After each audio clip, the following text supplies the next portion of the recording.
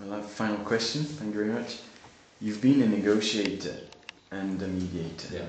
So some thoughts on these two roles, also what you learned from one role for the other. I think it's kind of unique situations. I'd like to hear something. That's a great question, and I would need a lot of time to think about it. The immediate reaction is that personality is very important, temperament, the stuff that you don't have much control over.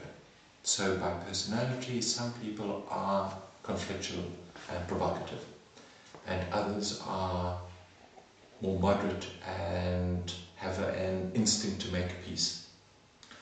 Mandela, despite his extraordinary role in making peace in South Africa, is not a natural peacemaker in the way that Archbishop Tutu, or indeed Jacob Zuma, our deputy president who was fired and who's likely to be the new president of our country. Zuma's a born peacemaker, it's an instinct, make peace. Whereas others tend to be more conflictual or authoritarian. And so to come back to me, my instinct's mediator, so I don't make for a good negotiator. I'm looking for the compromise all the time.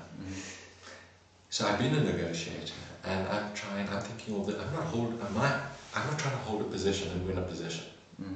I'm going into mediation mode as a negotiator. Now sometimes that might be fine and appropriate, and sometimes that's not what's required.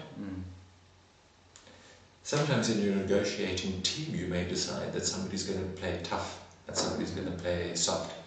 But you may want everybody holding tough for a little while. And then you've got this member of your team who's standing, not here, but in the middle of the floor of the tough. And it gets confusing. So I think by instinct, I sit better at the mediator's table than at the negotiator's table. But did your experience in negotiating help you mediate? Because you had the inside kind of view? My experience as a mediator helps enormously as a negotiator, because I know that if I want to win something, I must help you win something. And that's the mediator's outlook on life. I know that if I can get you to feel happy about a deal, I'm going to get what I want. So mediation experience definitely makes for better negotiators. If you've been a negotiator and you're self-critical and reflective, that can help you as a mediator, because you should remember how hard-line you felt once upon a time, how angry you felt, and how difficult it was. If your opponent is really unreasonable, how difficult it is to be flexible and accommodating. And you can't be sitting there as a mediator saying, well, come on, the answer's obvious, because you've not understood the dynamic. Having been a negotiator in tough situations helps you understand how the parties before you are feeling. Thank you very much. Okay. Good.